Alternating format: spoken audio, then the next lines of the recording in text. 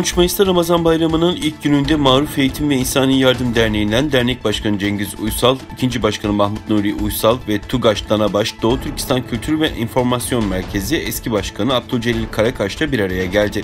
Görüşmede Maruf İnsani Yardım Derneği'nin zulüm altında kalan Uygurlara destek olacakları ifade edildi.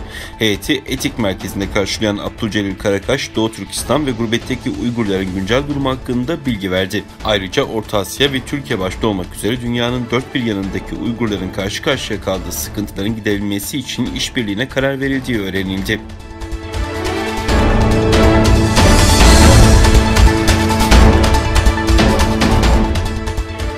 Çin'in Uygurlara yönelik uygulamaları Birleşmiş Milletler'de düzenlenen bir toplantıda ele alındı. Toplantıda Uygurlara yönelik baskıya son verilmesi çağrısı yapıldı. Birleşmiş Milletler'de düzenlenen toplantıda Çin'in Uygurlara yönelik uygulamaları görüşüldü.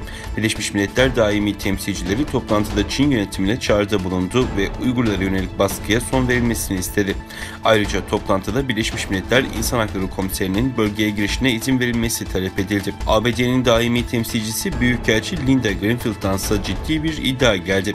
Greenfield, Uygurların işkenceye uğradığını, kadınların da zorla kısırlaştırıldığını söyledi. İnsan Hakları İzleme Örgütü Direktörü Kenneth Roth, Müslüman azınlığın gözaltında zorla kültürlerinden ve dinlerinden vazgeçirilmeye çalışıldığını ifade etti. Uluslararası Af Örgütü Genel Sekreteri Agnes Kalamar ise Sincan Uygur Özerk Bölgesi'ndeki insan hakları ihlallerini soruşturması için Birleşmiş Milletler'e çağrı yaptı.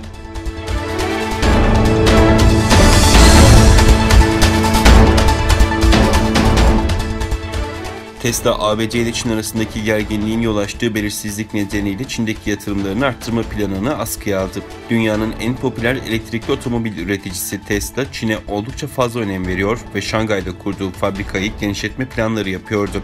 Ancak ABD ile Çin arasındaki gerginliğin yol açtığı belirsizlik nedeniyle Tesla, Şangay kentindeki tesisini genişletme amacıyla arazi alma ve Şangay'ı küresel ihracat merkezi yapma planlarını askıya aldı. Tesla'nın Şangay'daki fabrikası yılda 500 bine kadar araç üretmek için tasarlanmıştı ve şu anda tesiste yıllık olarak 450 bin Model 3 ve Model Y aracı üretiliyor.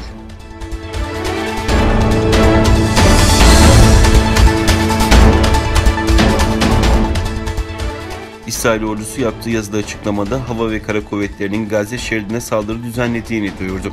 Gazze'nin kuzey kesiminin doğu ve batı bölgelerinde bulunan farklı hedefler İsrail güçlerince top atışlarının yanı sıra hava ve denizden de eş zamanlı olarak yoğun biçimde bombalanıyor.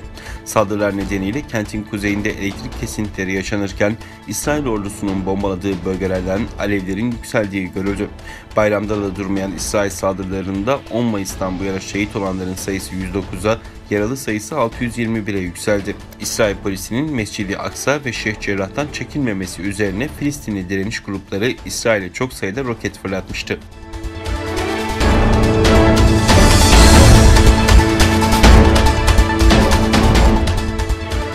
ABD Hastalık Kontrol ve Önleme Merkezi aşıları tamamlanmış kişiler için maske takma zorunluluğunu gevşetti.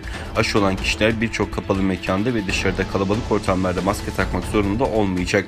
ABD Başkanı Joe Biden konuyla ilgili açıklamasında bugün Amerika için harika bir gün ifadelerini kullandı. Biden ve ekibi bu açıklamanın yapıldığı Beyaz Saray'daki toplantıya maskesiz katıldı. Bundan önce Cumhuriyetçi senatörlerle bir araya gelen Biden, Hastalık Kontrol ve Önleme Merkezi tarafından maske zorunluluğunun kaldırılması haberiyle toplantıdakilerle beraber maskesini çıkardı.